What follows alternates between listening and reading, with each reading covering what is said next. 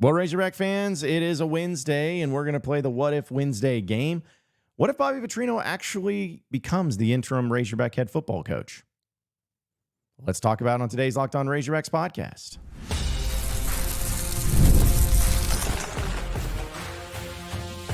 You are Locked On Razorbacks, your daily podcast on the Arkansas Razorbacks. Part of the Locked On Podcast Network, your team every day. And welcome into the Locked On Razorbacks podcast. I am your host, John Neighbors. I'm also the host of the John Neighbors Show, which you can catch every weekday afternoon starting at 6 on Natty State Sports and nattystatesports.com. Hope everybody's having a wonderful Wednesday as we have a few things to get into today. And, a little slower time of the year, but that's what we do. But it's a Wednesday, so we got to do the what if game, right? It's one of my favorite actual shows to do, is just talking about what if situations. Sometimes the present, sometimes the future, sometimes the past.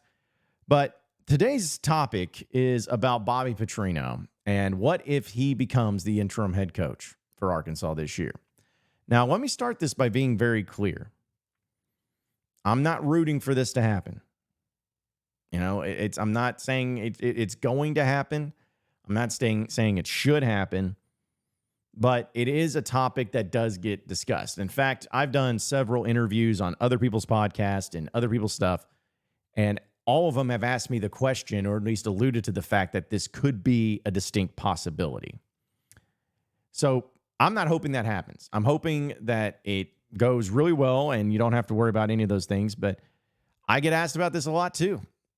People, when I've made the comments how I feel like that this is Sam Pittman's last season as head coach no matter what, because I think he, no matter how the success is or whatever, he's going to retire. That's just an opinion. No indication of that, no inside sources on that.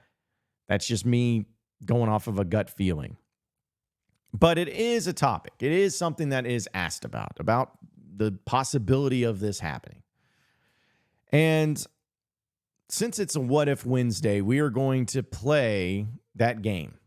We're going to play the game of what if Bobby Petrino becomes interim coach. And we got to start with what that looks like for sure. The only way that Bobby Petrino even gets that opportunity to become the interim head coach is that Arkansas is playing like crap.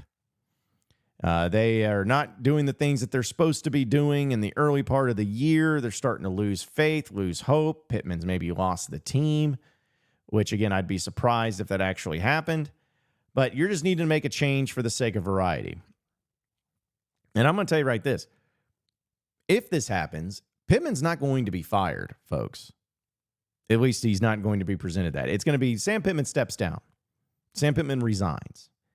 That's how it's going to look. That's how it's going to work out. And if that was something that was going to happen, it would happen after the Tennessee game. So you're talking about going through the first 6 games of the year, halfway through the season, if that change was going to be made. Because not only was it the halfway point of the season, you kind of have a good indication of it, but also it is the bye week, or at least your first bye week. You play Tennessee on October 5th at home, and then you play LSU at home October 19th. So if you were going to do it, it's going to be then, around that time. And also, it would look like this. You beat UAPB and you beat UAB. But you lose to Oklahoma State, Auburn, Texas A&M, and Tennessee. So you're sitting at 2-4. 2-4 would have to be your record for this to be even a thought, which means that you're 0-3 in SEC play. You lost that opening or that first game of your big non-conference games against Oklahoma State and Stillwater. You haven't looked good. You've gotten beat even like handedly, maybe a little bit embarrassed, whatever. But it's at that point to where it makes the most sense. All right, going into a bye week, halfway point of the season, got a big game against LSU coming up at night at home. We need some energy. So the change is made. Sam Pittman resigns, steps down, and the likely candidate to be him as his interim would be Bobby Petrino. Because not only would that provide someone in that role who has head coaching experience, legit head coaching experience, but it would also provide an energy, a spark heading into that LSU game, because now suddenly, even though you are 2-4, even though it's not looking great for you, everyone's just pumped up because you got Bobby Petrino back at the helm. So I think that LSU game at night will be a big crowd, crazy crowd no matter what, but even more so if it means that Bobby Petrino is the head honcho once again. And if that happens, imagine the media frenzy of that. Like, it was already insane that Bobby Petrino was hired as the offensive coordinator. It's still tough for me to really wrap my head around it. Like, it's still insane to think that that's the case, but it's true. He is. And if he was to become the head coach again, it changes the whole dynamic, because now suddenly he's the one that's meeting with the media every week, doing weekly press conferences like he used to. He's the one that's running with the team out of the tunnel, and through the A, like he once did. He's going to be on a signal caller. He's going to be on the sidelines. He's going to be talking to people, communicating with people. He's going to be on camera every single time. He's going to be the one that's in the huddle. He's going to be the one that's during timeouts getting flashed up on the screen and everything. Like, it just changes all of that. But the media frenzy of, holy crap, Bobby Petrino, head coach of the Arkansas Razorbacks once again. And I don't know if this is true, but I'm going to go out on a limb and say it is. He would be the first coach in college football history to coach at the same school 2 different times twice. Because, he was at Louisville, left to go to Atlanta, didn't work out, goes to Arkansas, then gets fired, goes to Western Kentucky, then goes back to Louisville. But then you think about he'd be the head coach at Arkansas before, and then full circle comes there. He'd have to be the first coach ever to do that at 2 different spots. So really would become full circle. But also, you got to think of the reality, folks, that if you're 2-4, and really the tougher part of your schedule is coming up, I mean, not to say that it was easy in the beginning, but the final 6 games, you have LSU at home, Mississippi State on the road, Ole Miss at home, Texas at home, Louisiana Tech at home, and then at Missouri. Now, the reason I say that's tougher is because I think LSU, Ole Miss, and Texas are going to be really, really, really good teams. I mean, LSU is always going to be good. Texas has a chance to be one of the best teams in the SEC, and I think Ole Miss, man, they're loaded, and Lane Kiffin's always going to be good. So you have that. But then you throw in the fact that you're sitting at 2-4. You have to go 4-2 the rest of the way to even have a chance to go to a bowl game. 4-2. And as much excitement is provided, can Bobby Petrino actually do that?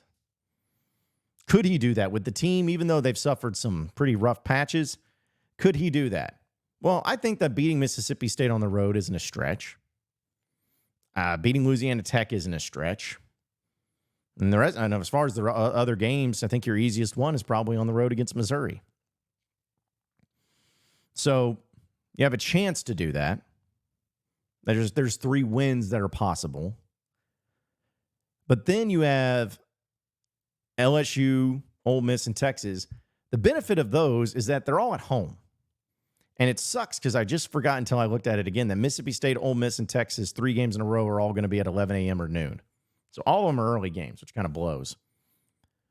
But that gives you an opportunity to where, okay, if you can beat Mississippi State, beat Missouri, and beat Louisiana Tech, you just need one more win. And between LSU, Ole Miss, and Texas, can you pull off one of those? Pull off one of those wins? Yeah. I mean, LSU has been close every single year for the past 4 or 5 years. Ole Miss, you've owned at home, essentially, especially since Lane Kiffin's been there. Texas is Texas. It's going to be tough to do that. But either way, if you got to a bowl game, you go 6-6, you salvage the season. Not only is that great for the year, but then it becomes the legit question of, do you continue on with Bobby Petrino as your head coach? Does Bobby Petrino want to be a head coach at Arkansas in the SEC in this modern era of college football? Does he still want that? Is he got the energy to still do it?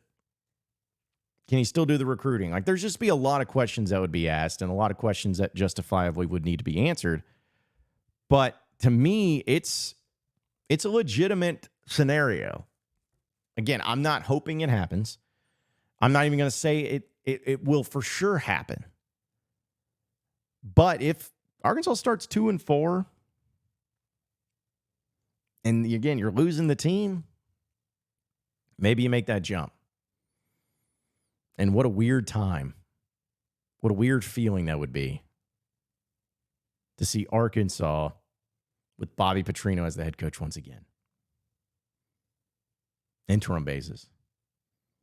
He'd be like the John L. Smith. Imagine that.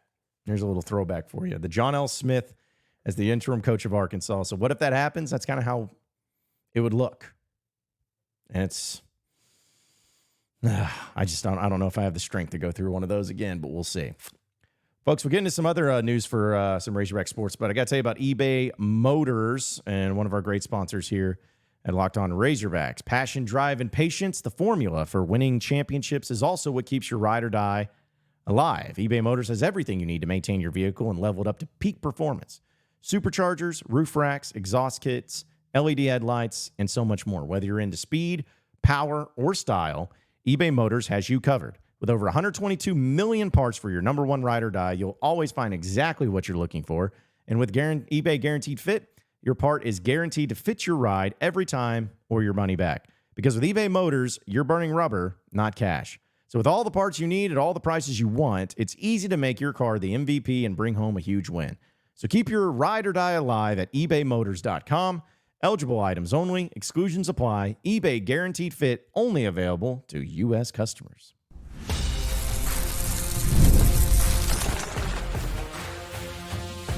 You are Locked On Razorbacks, your daily podcast on the Arkansas Razorbacks, part of the Locked On Podcast Network, your team every day.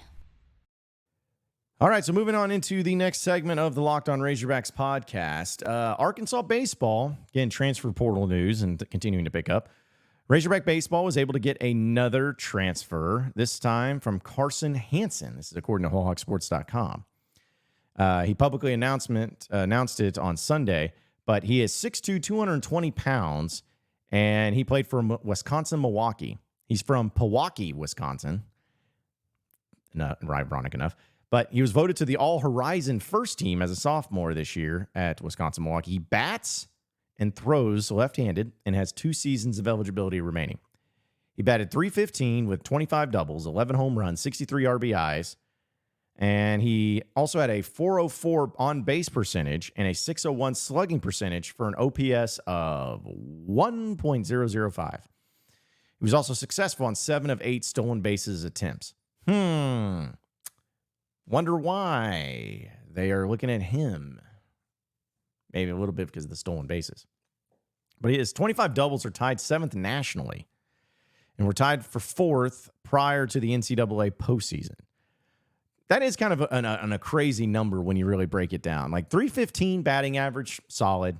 You know, it's not going to just like blow you away, but pretty solid. I mean, anytime you can go over 300. But to have 25 doubles, like, I mean, yes, home runs are great.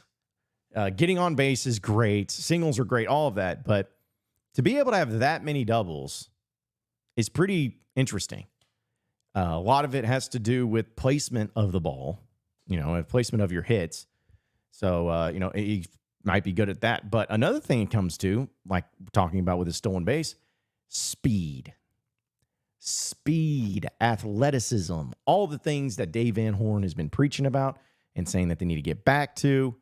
That's what's going to be a focus, and he's the type of player that fits that mold. So he apparently primarily played right field at 50 games and batted 4th in the lineup, so he's cleanup. And he was also in 2023 named to the Horizon League All-Freshman team, where he batted .298 with 1 double, 1 triple, and 11 RBIs in 23 games, and he was a 3-time Horizon League Batter of the Week. This year, Hansen had season highs of 5 hits and 3 doubles versus Wright State. Like, I know, again, the competition you're probably going to shake your head at, but still, to have 3 doubles in 1 game is pretty incredible. And this summer, Hansen apparently is playing for the Green Bay Rockers at the Northwoods League. And so they're trying to continue to build this roster. Getting a good size guy. That's the thing, is he's a good size guy at 6'2", 220, but he's got speed and athleticism. So that's always something that can go a long way. And I'm looking at a picture of him right now, and boy, he looks like a Razorback, if you know what I mean. He looks like a Razorback baseball player. He fits the mold, he fits the culture, and he's going to go right in and do some big things. So again, now you have 3 transfers that are officially on their way to the Razorbacks. You got Kuhio Aloy, as well as Charles Davelin, and now you have Carson Hansen. So again, Dave Van Horn's trying to do what he can do. He's trying to put together anything he can. He's trying to change. If he's going to change the offensive philosophy, is what he's truly talking about. These are good starts, but I can't wait to see what this roster looks like when it's all said and done, because you know it's going to be talented. You know it's going to be good. You know it's going to have a lot of different pieces to it, but still got a long way to go before we start figuring all that out. We'll get into the final segment here on Locked On Razorbacks podcast coming up next, so stay with us.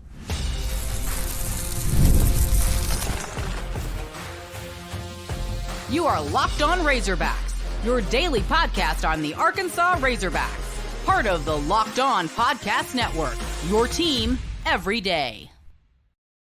All right, so final segment here on the Locked On Razorbacks podcast. This was something that, and I'm going to talk about it because I had a DM on my Twitter. This is a couple weeks ago, and so I apologize for not having a chance to get to it just yet. It's going to be discussed. But he was wanting me to discuss the players at Arkansas that have left Arkansas, the ones that we love that left, but are the ones that we hate because they left, if that makes sense. Like, for an example, if there's a player that gave Arkansas their all but just had to move on somewhere else because of various reasons and they ended up being successful, there's no harm in that. Like, some people will feel that way maybe about a Trey Knox, or maybe even by a KJ Jefferson, something like that. And there's the ones that people have a lot of disdain for. I'm not going to get into names of those because I was going to reveal. But either way, I thought it was an interesting topic, and I am going to discuss that. Maybe I'll do it in tomorrow, kind of just to seeing how it all plays out. But I wanted to kind of set this opportunity up for all of you. I know, like, I'm not one of these types of people that be like, oh, I can't say that there's nothing to talk about, because that seems lazy on my part. Folks, I'm always going to have stuff to talk about. I'm a loudmouth. I'm going to talk about stuff. I'm going to pull stuff out of my head that I'm like, I don't know, that's kind of interesting, and I'm going to do it. So I'd rather embrace and lean into the fact that it is the summertime, that there aren't a whole lot of topics to discuss, and that's fine. Like, that is totally fine, and it's just the way it is. And I want to keep doing that. I want to keep doing that for the sake of, just going through the summer and having things to talk about, especially when SEC Media Day is coming up. But I want you to be involved too. And I never want anyone to feel like they can't, like, message in or say anything that they think would be interesting to talk about, because there's things that I do, and, like with the guy that DM'd me the other day about that topic, I was like, that's a pretty good one. I'm not arrogant enough to think that, if I didn't come up with it, then no one wants to hear about it. And yeah, there has been some topics that I'm like, I don't know if I'm going to talk about that one. That doesn't sound very interesting to me. So if there is anything, though, that you think would be fun to talk about, whether it's a What If Wednesday or the top 3 whatever, top reasons for a Top Tuesday, or just anything random like that, I'm all ears. I'm all about it. I'm not below any of that. I like to have fun with it. Mount Rushmore season, as I like to call it. I'm all about it. So just hit me up in my DMs if you got something like that. But I just wanted to make sure everybody knew they have the opportunity to come up with some topics, and I'll give you a shout out. I'll make sure you get credit for it. So, it's not like I'm going to cover it up as my own, but I'll give it credit for it, and we can have some fun with that too. But want to let everybody know. Appreciate all of you listening in to Locked On Razorbacks podcast. Be sure to like and subscribe to the podcast on iTunes or on Google Play. You can also get after me on Twitter at John Neighbors Show for any questions, comments, concerns that you may have, and we'll keep it going from there. Same podcast time, same podcast channel tomorrow afternoon. Have a great day, everybody.